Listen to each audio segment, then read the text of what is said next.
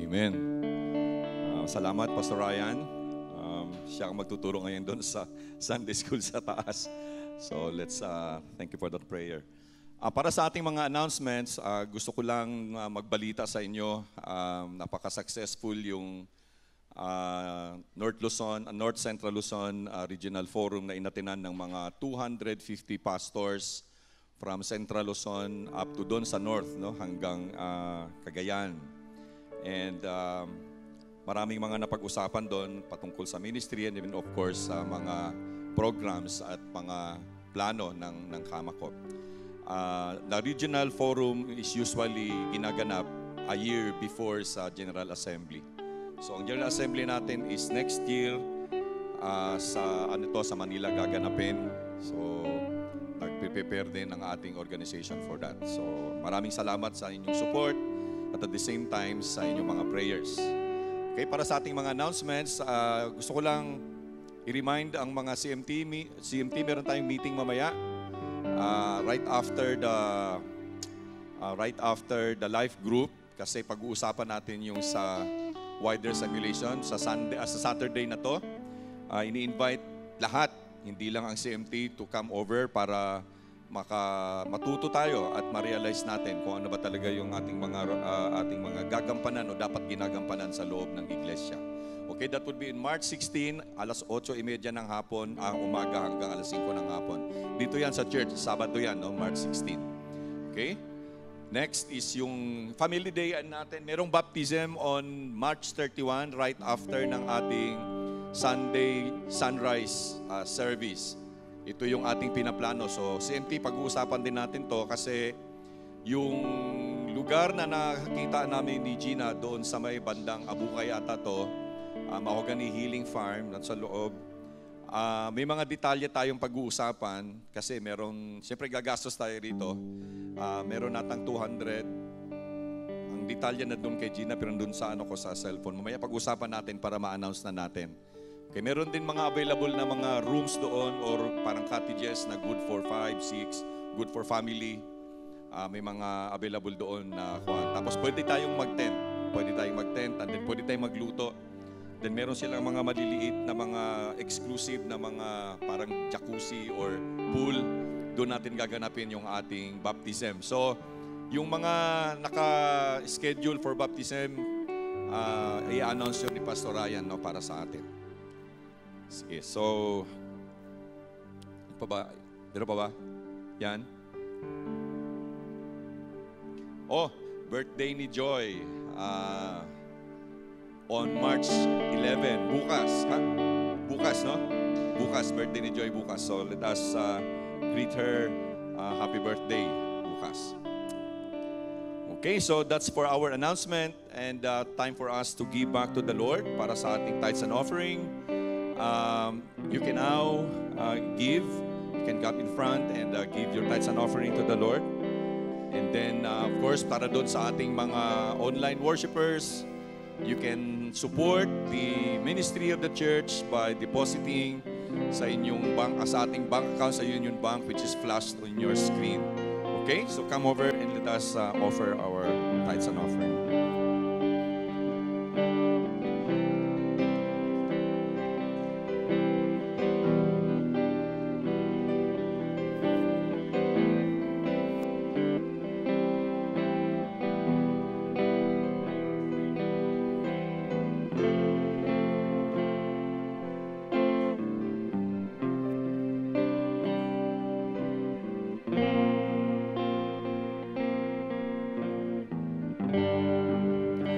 Bow down our heads in prayer.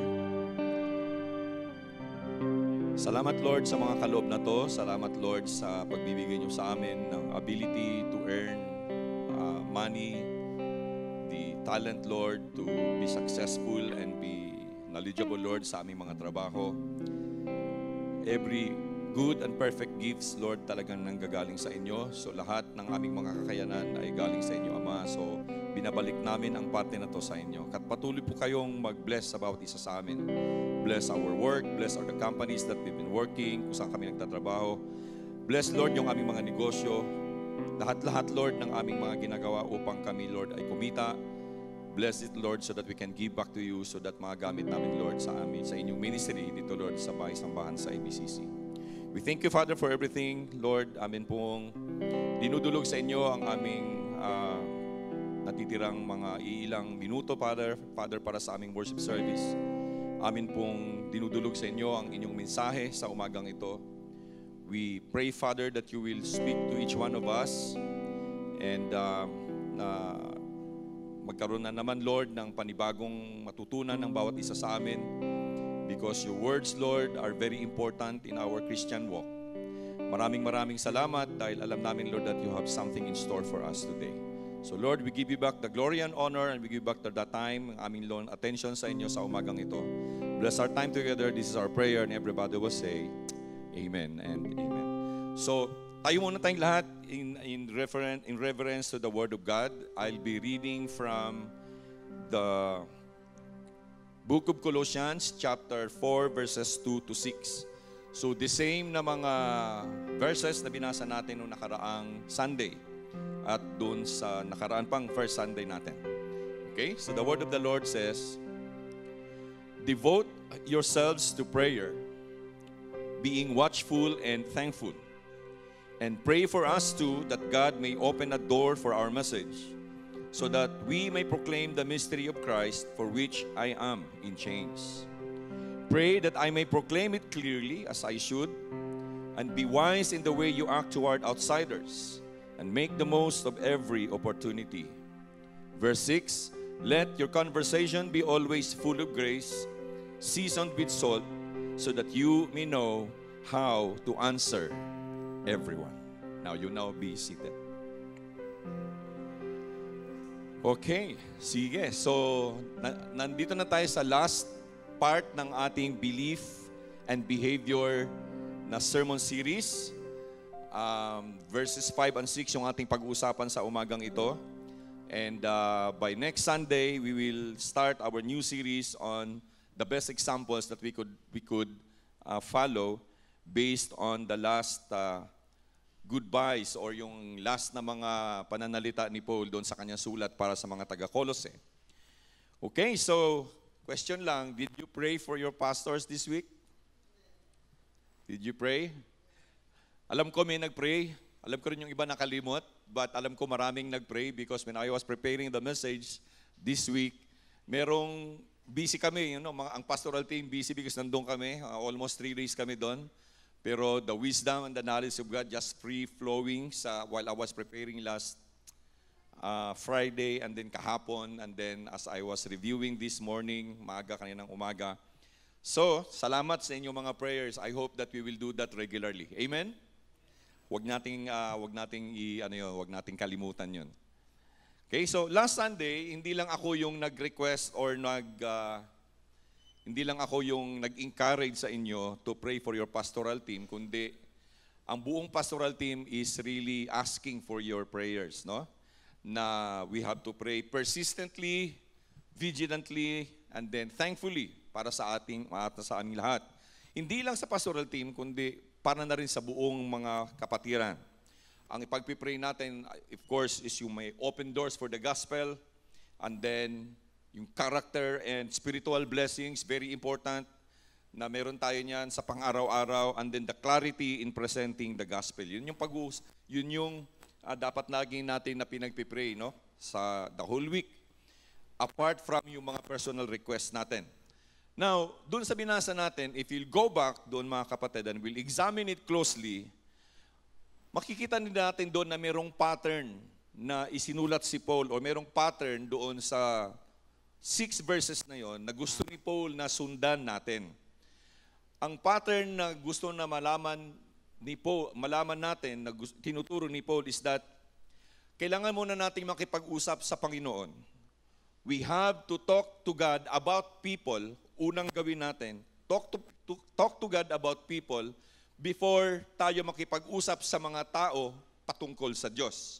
Okay? We have to talk to God first about people before we talk to people about God. So yun yung pattern na actually makikita natin doon sa last 6 verses na binasa natin. May katotohanan doon mga kapatid, kasi sabi ni Stephen J. Cole, sinulat niyan, I would quote, "Private prayers is the foundation for public witness." Okay? So, private prayer is the foundation for public witness. Kasi there's a great power in prayer. Naniniwala ba kayo doon? Na merong kapangyarihan na pag tayo'y nagpipray, there's something na talagang lumalabas doon at there's power in it. Okay?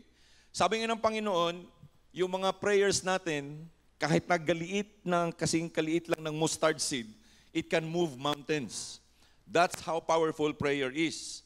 So let me tell you a story kung gaano nga ba ka-powerful kung tayo ay nagpipray. Kilala niyo si Charles Spurgeon, no? Charles Spurgeon is a British pastor, very famous. Yung kanyang mga sinulat, yung kanyang mga sermons has been compiled. And ang mga pastors, modern pastors right now are studying yung kanyang mga nagawa. Even he wrote a lot of books. Isang araw, meron siyang isang bisita na tinur niya doon sa kanilang facility, sa kanilang tabernacle doon sa England. And then while naglalakad sila at pinapasyal niya doon sa simbahan, sa bahay-sambahan, sabi ni Charles Spurgeon sa kanya, gusto mo bang makita kung saan nanggagaling ang power ng ministry ng church na to? Sabi niya doon sa kanyang bisita, would you like to see where's the power of this ministry comes from? So, habang naglalakad sila, pumunta sila doon sa basement, sa ilalim na portion ng kanang building, at sinabi niya, itong lugar na to, dito nang gagaling ang power ng ministry ng church nito.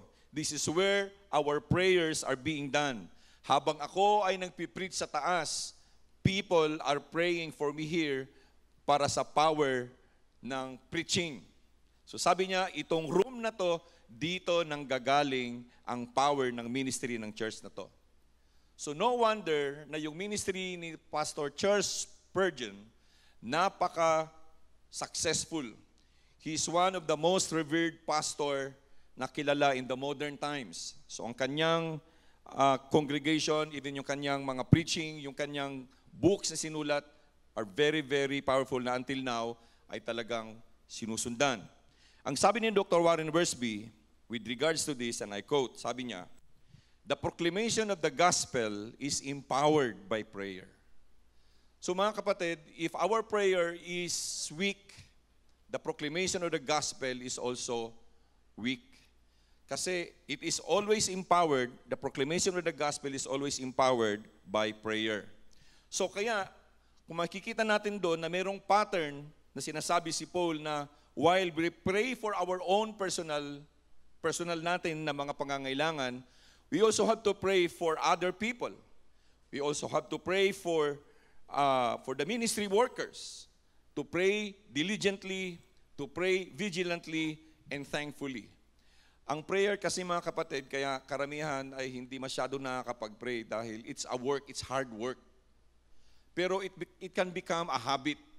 Ang prayer kasi natin na natutunan at naipasa sa atin ng ating mga magulang ay parang gustong mahaba palagi. Prayer na kailangan 15 minutes, kailangan 30 minutes, kailangan 1 oras. There are time for that. Kung talagang you are very, you are very concerned of something. Na sometimes when you are just sitting there or kneeling there, hindi mo namamalayan na yung oras ay masyado nang mahaba. But you have groaned and prayed for that. But prayer can be done in 1 sentence. Prayer can be done in 2 or 3 sentences. Prayer can also be done by reading the Word of God. So, baguhin natin yung ating pananaw sa pagpipray. Halimbawa, merong nag-text sa atin, please pray for me because I am now in the hospital. 1 sentence lang. Lord, si kapatid ko ay nandun. Hindi ko po alam kung ano yung kanyang nararamdaman, but nasa ospital siya. Pwede po ba, in the name of Jesus, heal him or heal her, or bigyan po sila ng provision in the name of Jesus Christ. Amen. Ang bilis, no? Pero that's prayer. Minsan, yung prayer pwede mong gawin na nagdadrive. Siguraduhin mo lang na hindi ka nakapikit. Nagdadrive ka eh. Diba? So, there's a pattern for that. So after na makapag-pray at naging habit na natin yung pagpipray mga kapatid, Pag tayo ay lalabas, nandun tayo sa ating trabaho, nandun tayo sa eskwela, nandun tayo sa kung saan tayo pupunta, you have this kind of power na, alam nyo yun, you can go out and say that, you're confident. Kaya ang sabi ni Paul sa mga mga believers sa Colossians, sabi niya, sa verse 5, pag lalabas na kayo doon, sabi niya, be wise in the way you act toward outsiders and make the most of every opportunity. In verse 6, he said, let your conversation be always full of grace, seasoned with salt, so that you may know how to answer everyone. Ito yung mga last instructions or mga tinuturo ni Paul regarding yung ating conduct outside the community of faith, reminding us of our duty outside the church.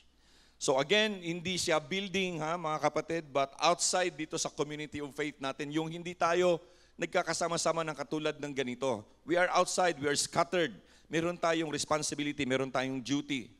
So last Sunday, ang duty na sinabi sa atin, ay pinaramdam sa atin is yung duty natin within or inside the church, the community. Today is our duty outside the church. So it is the believer's duty outside the church, verses 5 and 6, doon sa Colossians chapter 4.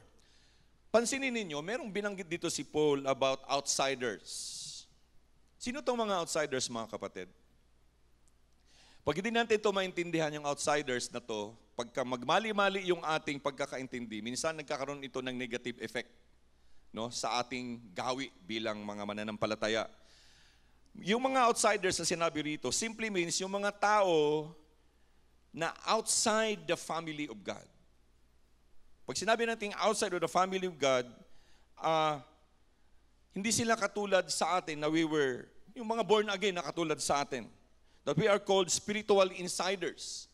We know what is dito sa atin, sa ating mga puso, na we belong to God as we share in the life of Christ. Kasi very clear ang sabi ng Panginoong Jesucristo, unless one is born again, he cannot enter into the kingdom of God. Born again, ibig sabihin merong pagbabago sa buhay. Merong nailalagay sa kanyang puso na, nagbago, born again. Right? It's very clear. Hindi ako nagsabi noon. The scriptures is telling us. And it's the Lord Jesus Christ said that unless a person is born again, he cannot enter the kingdom of God. So ibig sabihin, if you're not a born again Christian, you're outsiders of the family of God. Ito yung outsider. Now, merong mga negatibong nangyayari rito, especially for the old believers, yung mga dating mga Christians na. No? Tawag doon sanctified arrogance. Kami lang. Kayo hindi. Kaya nangyayari, imbis na nasishare natin at nakakaintindi sila, hindi nagkakaroon ng effect sa kanilang buhay, yung buhay na pagbabago natin. So the Lord Jesus Christ mentioned itong mga outsiders na to doon sa kanyang mga disciples, doon nagkaroon sila ng time na sila na lang, which recorded in Mark chapter 4:11. Sabi niya, these people are without hope beyond this life. Okay?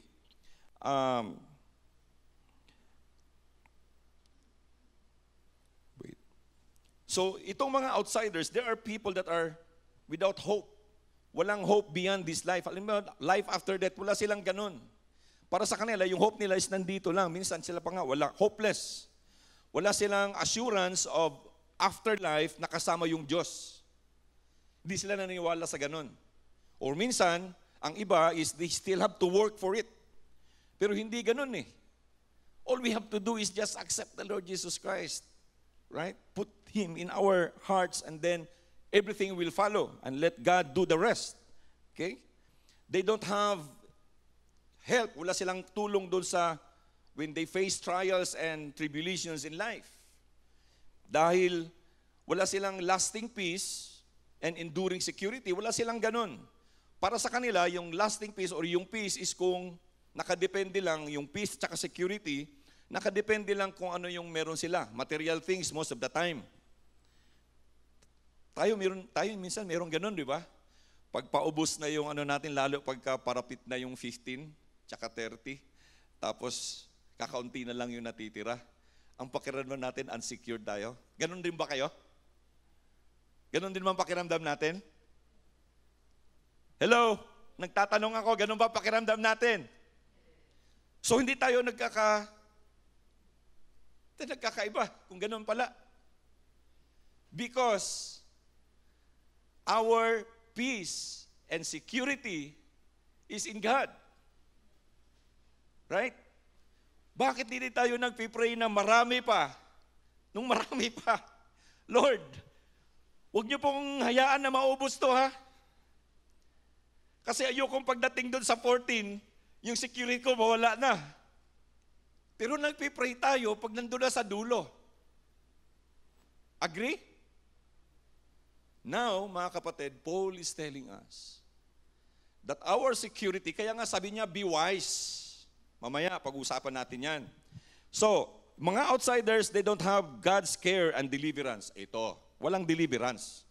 Kaya nga, doon tayo palagi. Kaya we have to be aware of this, mga kapatid. Wala silang fellowship with God's family, the family of believers. Ang tawag dito sa kanila, mga spiritual orphans. You see, this is our second family. The church is your second family. Amen? Ito yung pwede kang magpahinga o ihinga mo yung mga burdens. This is where you feel that you are safe. This is where you feel or meron kang nararamdaman na kapag nandito, safe ako, pati mga sekreto ko safe din. Amen? Is that what you feel in the church? Or mas safe ka pakiramdam mo doon sa kaibigan mong unbeliever? Kasi the outsiders, they are spiritual orphans. This is our second family. Okay? Where you are accepted wherever who you are. Tanggap ka kahit sino ka. Because this is your family. In our family, kahit pag gaano ka pasaway, pamilya ka pa rin. Amen? Ipagpipray ka pa rin. Mamahalin ka pa rin. This is what we are in the church. Amen? Okay. So, wala silang freedom from guilt kasi wala silang assurance ng forgiveness of sins. Ito pa, masakit. They are captive of the darkness of death. Kasi nga, walang assurance of life after death. Walang assurance of afterlife with God. Tayo, although humanly speaking, natatakot talaga tayong mamatay. Pero, hindi tayo matatakot na matay because we know that this is just temporary. Meron tayong life after this. Amen? Kaya nga sabi, ikaw, gusto mo ba mamatayin? Huwag muna. Pero, death should not give us fear. Kasi nga, wala na dapat darkness sa atin. We have light in the Lord Jesus Christ. Alam nyo, merong sinabi si Paul dito in contrast doon sa mga outsiders tsaka mga insiders. Meron siyang binanggit doon. Babasahin ko sa inyo. Remember that at the time you were separate from Christ, excluded from the citizenship in Israel and foreigners to the covenants of the promise, without hope and without God in the world. Noon yun, sabi niya, but now, in Christ Jesus, you who were once far away have been brought near by the blood of Christ. So you see, kung yung dati malayo tayo sa Diyos, we are outside of His family by the blood of the Lord Jesus Christ. Nasa loob tayo ng kanyang family. Ephesians chapter 2 verse 12 to 13. Ibig sabihin, meron na tayong distinction. We are being separated. Now, pag sinabi natin we are being separated, we have to remember na dapat hindi tayo mag-isolate sa sarili natin. We are not isolated. So kaya ang sabi ni Paul, walk in wisdom. Now, ang ibig sabihin lang nito mga kapatid is that kailangan tayong maging watchful sa ating pang-araw-araw na pamumuhay. Watchful in our daily conduct. Kung paano natin dinadala yung ating sarili when we are outside. Because meron tayong responsibility to witness to the lost. Meron tayong responsibility whether we like it or not. Kaya lagi natin naririnig to na we are sent in every situation and in every circumstance. Hindi siya disgrasya or aksidente na nandun tayo sa pagkakataon na yan. You are sent in that situation. Ito yung sinasabi ritong distinction natin. And para, we can share to them. We can share the Word of God or the Gospel to the family of faith. So walk in wisdom. So sa kanyang letter to the Ephesians, itong sinulat ni Paul. Be very careful then on how you live. Not as unwise, but as wise. Making the most of every opportunity because the days are evil. Kung noon, ang days nila noon are evil, mas lalo ngayon. Do you believe that? Mas grabe ngayon, sobra. Yung mga, alam natin na it is not good, pero lumalabas na parang good. Parang, kaya sabi nun, it's politically correct, but morally wrong. Kasi ngayon, political correctness na ang inaano, pero yung morality, parang bumababa. Hindi parang kundi, parang katulad din nun. Hanggang ngayon, ganun pa rin. Kaya sabi ni Paul, we have to be careful in how we live. We have to be wise, not unwise, and we have to make every opportunity dahil yung araw is becoming evil. So walking in wisdom, ang ibig sabihin doon that kailangan nating maging careful sa mga actions at mga words natin. It would make it difficult to share the gospel. Mahirap na mag-share kung hindi nakikita sa buhay natin yon. So walking in wisdom ay kailangan din natin na maging hyper-alert sa bawat pagkakataon na binibigay sa atin ng Panginoon upang makapag-share.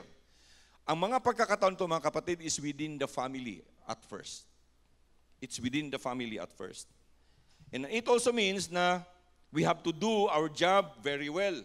Para doon sa mga nagtatrabaho, this is very, very important. Or doon sa mga nagninegosyo, this is very, very important. Or doon sa mga merong ginagawang mga consultancy, basta sa work natin, kailangan natin ipakita doon na marunong tayo. Kailangan ipakita din na we have to do our job well. Kasi mahirap na sabihin Christian ka pero ikaw yung pasaway doon. Ikaw yung nagrereklamo palagi. You know, the life of the Christian is not like that because our security and peace is not with material things. Kaya nga sabi doon somewhere dito sa Colossians na do it all for the glory of God. The same kung anong sinabi doon sa 2 Corinthians chapter 15, 10:31. Na lahat ng ginagawa natin dapat para sa glory ng Panginoon.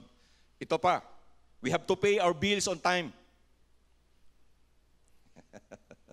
Simple no, mga practical na ginagawa natin every day as a Christian. We have to keep our promises.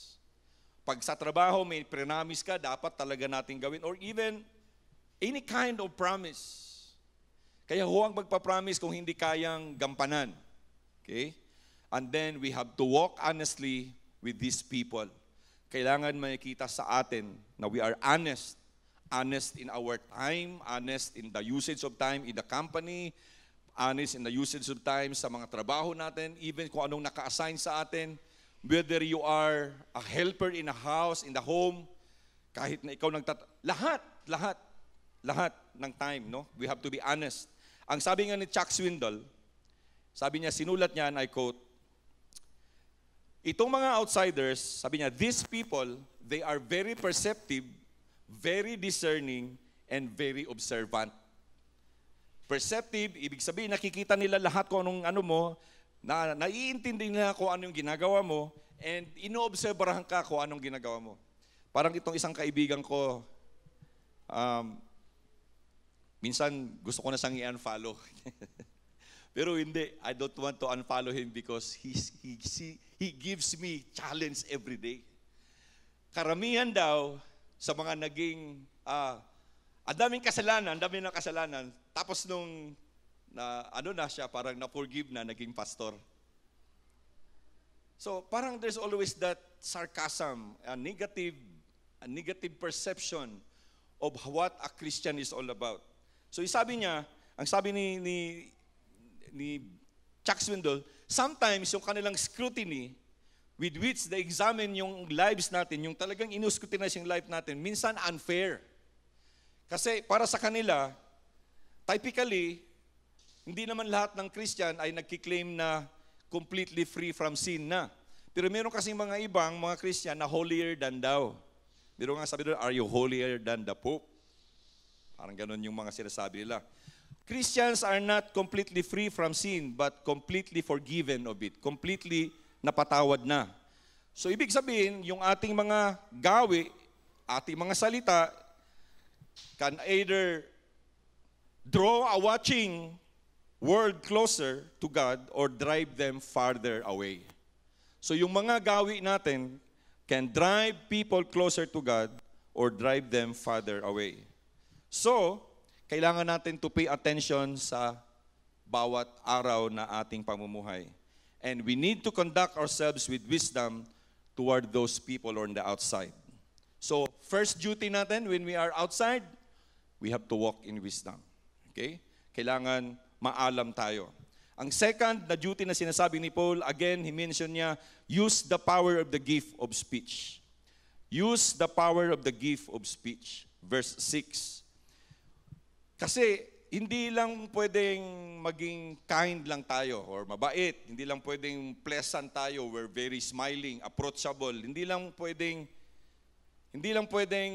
mabait tayo or matulungin to win people for Christ.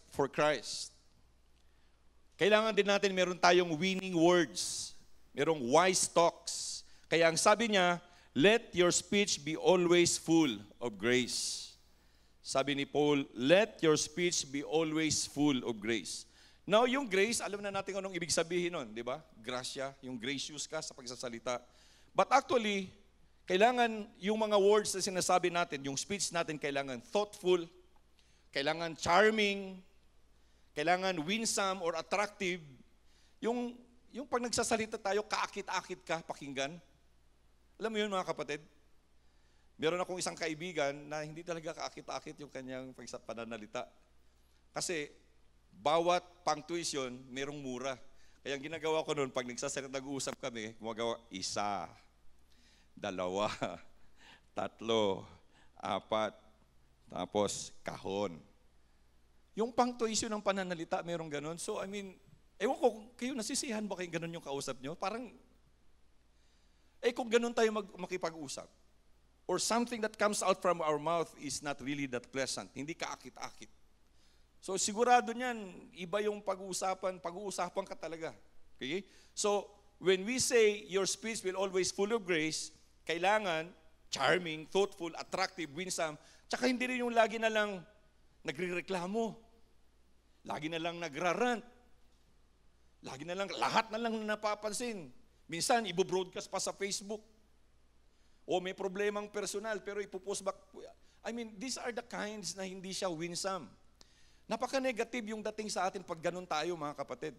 Kaya ang sabi, let your speech be always full of grace, whether isinulat, whether sinabi natin, or whatever way that we bring that yung speech na yan. Sabi niya, dapat hindi rude. Hindi rude yung ating pakikipag-usap or hindi arrogant, hindi coarse, at hindi divisive. Alam niyo yung pag-divisive nagsasalita? Bawa, sa isang grupo ng kaibigan, ikaw lang yung Christian doon. Tapos meron kayong napag-usapan na isang tao. Kasi pasaway. Ngayon, ikaw sumambat ka. Sabi nga, oo nga. Ngayon, imbes na makatulong ka, nakatulong kang lalo maging divided. Tama, mga kapatid? Hello? Am I ringing a bell? Or are you hurt? Kasi ganun din ako minsan. Hindi natin namamalayan yun. Instead, na you speak grace, instead na sabihin mo, baka naman may iniinda yung tao, baka naman kusapin natin. Hindi yung, oo nga, ganyan talaga siya. Ay, tama ka. Tama ka, John Mars. Hindi siya gracious. Hindi gracious yung pag-uusap natin. Kaya nga, walk in wisdom, at sabi niya, let your speech be always full of grace. Meron kaming nag-host kami or nag-sponsor kami ng race noon, mga way back many years ago, mountain bike race. Yung padyak kabayo, wala pa, di pa nagbabike sila yun nung time na yun. So, Siyempre, pagka nag-organize ka ng mga ganyan, meron talaga mga setback, may mga problema, may mga issues. Ngayon, pagkatapos nun, very successful, in a scale of 1:10, mga 9 or 8 siguro yung score. Para sa akin kasi successful talaga siya. Sobrang daming prizes, yung mga nanalo, mga ganito. Alam nyo, pagdating doon sa Facebook, sabi niya, yung padya kabayo sa Subic, unfair. Ay, ang daming dapat gawin, ganito, ganyan. Yung mga kasamahan ko, yung mga nag-organize, sagutan na sila doon. Ako, tingin lang ako, anong gagawin ko rito? Sasagot ba ako rito o hindi? Anong gagawin ko? So, ginawa ko, nag-type ako ng mga 2 sentence lang. Sabi ko, alam nyo, we are really glad that you joined and yung pag-join nyo rito, talagang we appreciate it very much. So, yung lahat ng mga sinabi nyo rito, pakikinggan namin yan and we will improve in the next race that we will do. Salamat sa lahat ng inyong mga komento. Salamat sa lahat ng inyong suggestion. We take it by heart. Tapos ang istorya. Kung sinabayan ko yun, bakit kayo sumasali-sali? Dapat din na kayo sumali dito. Puro kayo reklamo, mga ganun. So, let us be careful. Kasi minsan, yung mga pananalita natin nagiging divisive. At minsan nagiging arrogant. So, actually, giving full grace on the speech that we have is just the manner of how we deliver our words. Sinabi natin, the same lang yung gustong sabihin, pero malumanay at nakaka-build up. Because kailangan natin itong gawin so that we can win others for Christ. Amen? Amen. So, pero sa totoo lang, hindi kasi lahat receptive sa gospel. Karamihan sa mga tao, ayaw nilang sinasabihan sila, they don't like being told na you are lost without Christ. Kailangan tanggapin mo ang Panginoon. Ayaw nila yun. Para sa kanila, it's very offensive. But, even if that's the case, then we have to strive better to tell them about the gospel of Christ with grace. Kailangan yun talaga, mga kapatid. Even if they don't like it. Meron kaming common friend ni Leo. Very talagang, minsan di ko maintindihan kung ano yung mga pinagpo-post niya. Gusto ko na talaga mag-comment, pero hindi eh. I cannot. So I'm trying to find ways na darating yung panahon na mag-uusap kami until, ask him, ano ba talaga problema mo? Hindi. hindi ganun. Gusto ko talaga siyang maintindihan where he is coming from. Kasi, alam ko lang mga kapatid, but we have to strive better to tell them about the gospel of Christ. Now, with regards to this, merong ginawang illustration si Paul to drive home the point kung ano yung ibig niyang sabihin doon sa full of grace. Kailangan may example para maintindihan natin to drive home the point. Sabi niya, let your speech be seasoned with salt. Now, ito ba ibig sabihin nito is pag lagi tayong may kausap, idala-dala tayong asin tapos sprinkle? Let us not take this literally, mga kapatid, kasi it is a metaphor. Sa English, ang tawag dito metaphor. Hinanap ko yung equivalent, ang tawag pala nun is paghahalin tulad. Paghahalin tulad. This is a metaphor. Kasi, intindihin natin na during their time, or even right now, nung wala pang mga access sa elektrisidad, yung asin ay ginagamit na preservative. Alam niyo yun? Sa amin, during yung maliit pa kami, pagpupunta kami sa bukid nung kapatid ng lolo ko, yung karning baboy, aasinan yun. Daming asin. It will last you for 2 weeks. Tapos pwede mo siyang lutuin na pang sahog sa gulay, gusto mo iihaw, gugutom tuloy ako. Preservative. Ang asin is a preservative. Ginagamit yan during their time na as preservative. But, the other use ng asin is, alam nyo ang asin, ano ba sa inyo? Ang asin ay pampalasa? Pampalasa ba ang asin? Pampalasa? Pantimpla? At diyan kayo nagkakamali. Sa totoo lang, kaya hindi natin naiintindihan kung anong role ng asin. Ang asin ay nilalagay para ma-enhance ang flavor ng inyong niluluto. Ibig sabihin, yung niluluto natin mga pagkain, yung karne, may flavor na yan. Kailangan lagyan mo ng asin para lumabas yung kanyang flavor. Yung karneng baboy, pag ilaga mo, walang asin, pag ganunin mo, di ba parang, may siyang lasa, baboy yung lasa niya. Tama, di ba? Kaya sabi ko, timplahan natin. Actually, hindi timpla tawag doon. Lagyan natin ng asin para ma-enhance at mag-flow yung flavor ng ating niluluto. Yun yung ibig sabihin ni Paul. Na sa pagsasalita natin, lagyan nyo ng asin, i-enhance nyo yung inyong pakikipag-usap. So paano natin to i-apply? Ganito, sabi niya, para sa akin. So kailangan natin yung conversation natin lively. Ibig sabihin, masaya yung pakikipag-usap. Na pag ikaw yung kausap ng tao, na-attract sila. Yung, pag siya kausap ko, talaga gumagaan yung aking pakiramdam. Meron bang ganon? O, pag siya kausap ko, talagang lalo ako bumibigat. Parang hindi ako nare-relax. So ang sabi ni Paul, dagdagan mo ng asin. Make it, yung conversation, make it lively. Make it attractive. Ito pa, thought-provoking. Ibig sabihin, pag nag-uusap tayo, may sense yung ating pinag-uusapan. May sense yung ating sinasabi. Ibig sabihin, yung kausap mo ay mag-iisip at mapapaisip siya tungkol sa inyong mga pinag-uusapan. These are the kinds of conversation. Alam ba, nag-uusap kayo ng spirituality. Pero you know how to say something without really offending them. This is what Paul is telling us. Lagyan mo ng asin ang pakikipag-usap. Make it interesting. Pag-isipin mo siya para sa susunod niyong pag-uusap, magtatanong, ano ngayon? I have one very close to me.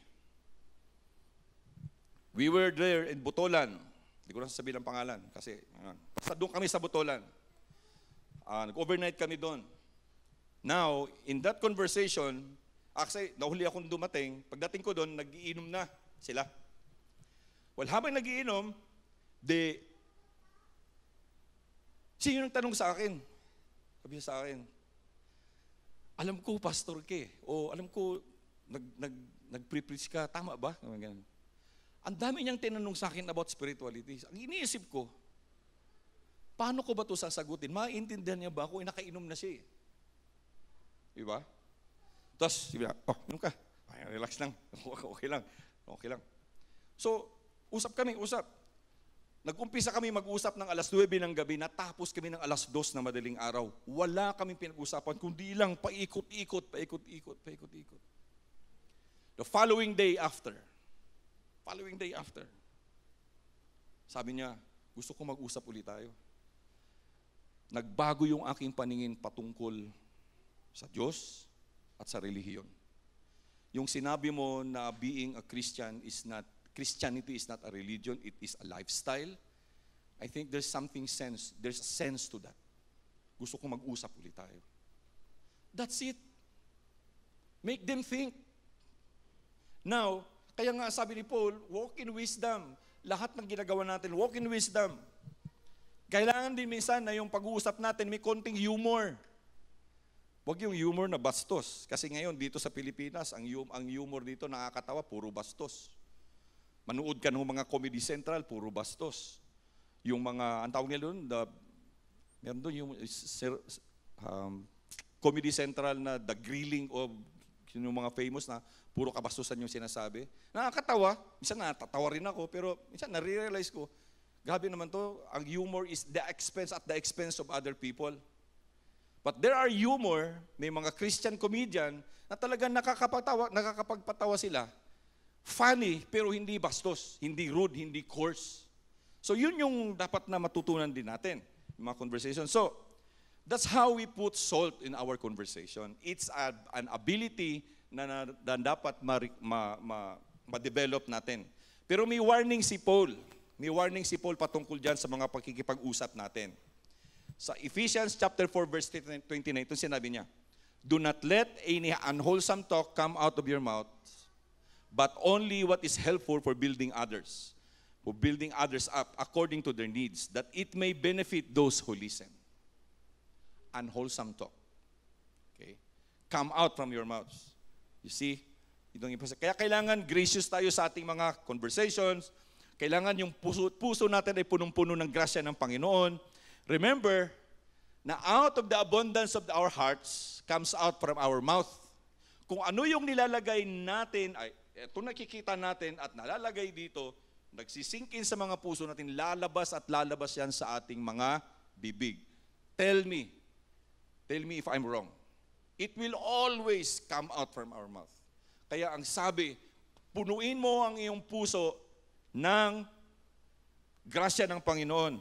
Our speech must be pure. Kaya paano natin ma-pure? Sabi ni Paul sa Ephesians 4:15, sabi niya, speak the truth in love. We will grow to become in every respect the mature body of Him who is the head, that is Christ. Pag-ibig pa rin. Put something in our hearts, ang grasya ng pag-ibig ng Panginoon, it will come out from our mouth. Because out of the abundance of our hearts, the mouth speaketh. Lalabas at lalabas yan sa ating mga bibig. So ito mga principle na ito mga kapatid, this was abundantly discussed during the regional forum last week doon sa Mexico, Pampanga. Yung importance ng being careful of our public life as a follower of Christ. No? Very, very enlightening. Pero alam nyo, what has struck me there is yung reminder of the devotional na binigay ni Bishop Reniel Nebab. A very familiar verse na hindi ko na-realize na part para siya nung how to we be able to gain wisdom. On how we'll be able to be discipled well. At kung saan nag-uumpisa ang discipling or yung pag-gain ng wisdom ng bawat isa ng mananampalataya. Sabi doon sa Deuteronomy 6:4-9, and after this we will end our message. Sabi niya, hear, O Israel, the Lord our God, the Lord is one. Love the Lord your God with all your heart, with all your soul, and with all your strength. Love Christ. Okay? These commandments that I give you today are to be in your hearts. Impress them on your children. Love people. Impress them on your children. Talk about them when you sit at home and when you walk along the road, when you lie down and when you get up. Tie them as symbols on your hands and bind them on your foreheads. Write them on the door frames of your houses and on your gates. Make disciples.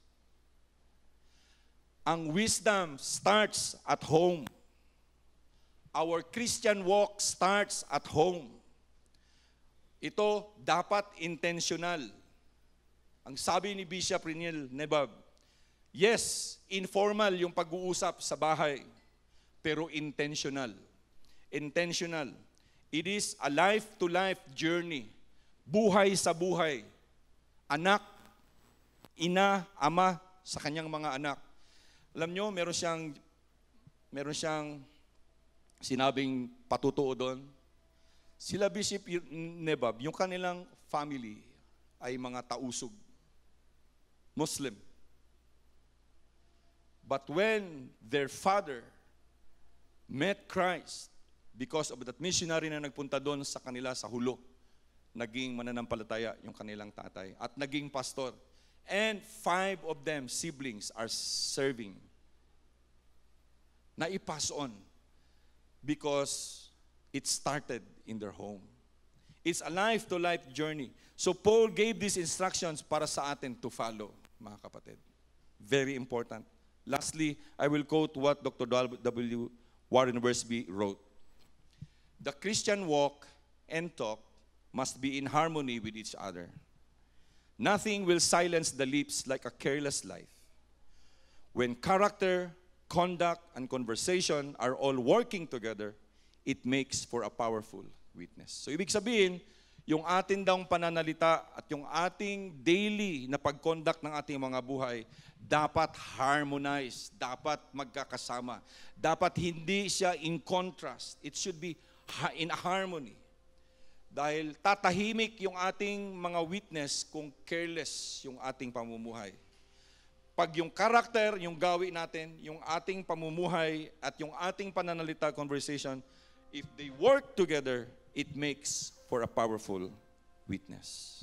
So remember, ang duty natin, ang responsibility mga kapatid, especially when we are out there in the outsiders, tanggalin natin yung sanctified arrogance. We have to walk wisely and use the power of the gift of speech to build up people for God. Ito yung utmost service na we can do for the Lord. Yung gawi na mga buhay natin, yung ating pananalita, that's the service, utmost service that we can do for God to give Him maximum glory. Let us pray. Lord, salamat sa inyong mga salita. Salamat, Lord, sa inyong paalala sa amin. Every time, Lord, na nagpupunta kami sa church to worship and to gather corporately and to hear words from you, laging napapaalahanan kami. Minsan, Lord, masakit pakinggan because that's how we are. Pero ang sabi nyo nga, Panginoong Jesucristo, the truth will set us free. So Lord, nawa yung aming mga narinig sa umagang ito ay sumagana sa aming mga puso. Nawa, Lord, ay ito ay manatili sa aming kaisipan. Nawa, Lord, ay ito ay aming gawing treasure sa aming mga puso. Upang ang bawat salita na lalabas sa aming mga bibig ay makakapagbigay, Lord, ng encouragement, inspiration sa aming mga kausap. They will be, na mapapaisip sila man, they will be curious. And time, they will ask us what is in you that is very, very interesting. Please share it to me. So maraming salamat, Ama, sa inyong mga salita. Thank you, Lord, sa inyong mensahe. Salamat sa blessing at sa grasya na binigay niyo sa amin ngayon na naririto kami upang magsamba, Lord, at makinig sa inyo. Lord, I have done my part. Let your word, Lord, flood the hearts of your people. And Lord, that we'll be able, Lord, to use this in our daily lives. Salamat. We give you back the glory and honor in Jesus' name. Amen and amen. Amen. Pastor,